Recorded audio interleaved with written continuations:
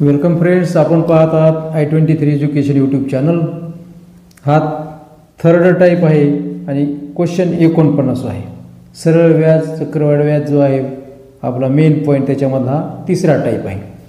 दर साल दर सेकडा याप्रमाणे 4% या दराने एका व्यक्तीने 14,000 रुपये घेतले तर 3 वर्षानंतर त्याला किती रक्कम परत करावी लागेल. तर काय काय दिले ते सगळ्या, आणि मग तुम्हाला प्रॉब्लेम सोडायचा. तर ही मुद्दल बघा, आपल्याला किती दिलेली 14,000. ही 14,000. रेट ऑफ इंटरेस्ट दिलेला आहे R = 4%. किती वर्षासाठी? 3 वर्षानंतर 3 कंप्लीट झाली की काढायची रक्कम 3 वर्ष. आणि काय करायचे तुम्हाला, काय काढायचे, त्याला एकूण किती रक्कम परत द्यावं लागेल म्हणजे रास काढायची. रास मागं मी सांगितलं तुम्हाला रास कशी करतात, त्याला ए म्हणू आपण. तर ही रास काढायची. ए म्हणा, बी म्हणा, एक्स म्हणा, तुमच्या मनानं तुम्ही कोणतंही याला गृहीत धरू शकता. फक्त रास काढणे बरोबर आहे मुद्दल अधिक व्याज, हे लक्षात ठेवून. तर पुन्हा आपला नेहमीचा फॉर्म्युला या तिन्हीचा गुणाकार आहे बरोबर. कोण्या तिन्हीचा? पी, वाय आणि हे आर, आणि त्याला भागिले हे 100. ही पद्धत एकदम सोपं. तिन्हीचा गुणाकार भागिले 100, तिन्हीचा गुणाकार भागिले 100. तर किंमत कोणती कोणती ठेवायची आता बघायचं. पीची किंमत काढलेली तुम्ही ही 14,000, 1 2 3. वायची किंमत इथं 3 आहे, गुणिले हे 4% आहे आणि भागिले 100 आहे. 2 शून्य कट होते, 2 शून्य कट झाले.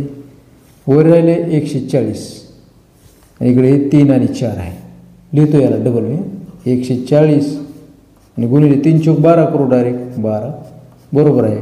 12 शून्य शून्य, 12 चौक 48ला 8, 8 4 4, आणि 12 1 12 आणि 4 16. 1,680 रुपये झाले. हे काय झाले? आय आला आहे. म्हणजे परत एकूण देणारी रक्कम टोटल. तर ही मुद्दल घ्यायची काय असेल ती, आणि त्या मुद्दलमध्ये व्याज मिसळायचे. ओके, बरोबर आहे. मुद्दल आहे याची किती? 14,000, 2 3, आणि याच्यामध्ये काय मिसळायचं पुन्हा तुम्हाला? व्याज. तर खालीच लिहितो मी, लक्षात येईल तुमच्या. 1,680, 1 6 8 आणि 0. हे तर माहिती, बेरीज वगैरे सोपं एकदम.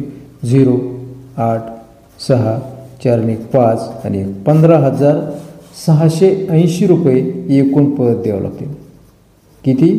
15,680 रुपये 3 वर्षे वापरून परत करावं लागतील. घेतलेले आहेत 14,000 आणि व्याजासकट 15,680. 49 मधलाच दुसरा प्रॉब्लेम. तसाच 2 प्रॉब्लेम आपण घेतोच सेम टाईपचे.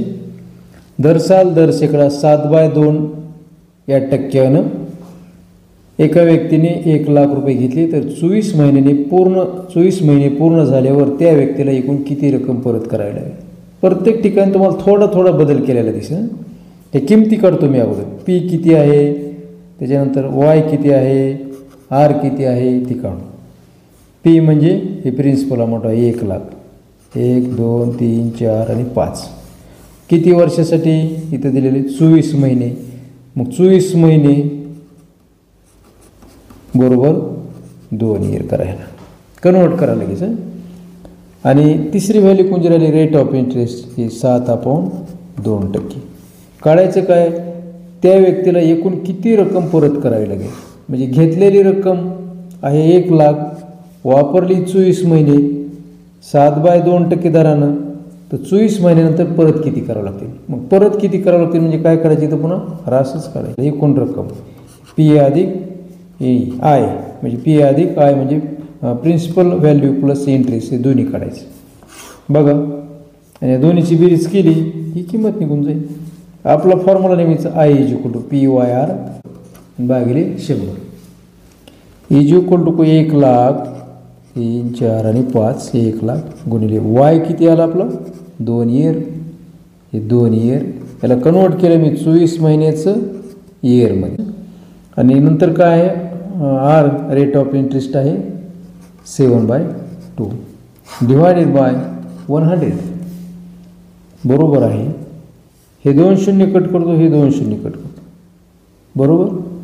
त्याच्यानंतर राहील इथे हे 1 2 3 1,000 गुणिले हे 2 आणि हे 2 बी कट होईल, तर राहिले 7. हे बरोबर करतो आता 7 न गुणायला 1000ला येईल 7000 सरळ सरळ 7000 रुपये काय आला हा इंटरेस्ट आला म्हणजे सरळ व्याज आलं. हे फॉर्म्युला वापरा बरोबर आहे. प्रिन्सिपल अमाऊंट किती याची 1,00,000 1 2 3 4 आणि 5 त्यात किती मिसळायचे आपल्याला 7000 हे ती 7000 1,07,000 झाले 1 2 3 झालं ना 1,07,000. तर असं हे सोडवायचा प्रयत्न करा तुम्ही. आपल्याला हा व्हिडिओ आवडला असेल तर चॅनलला सबस्क्राईब करा.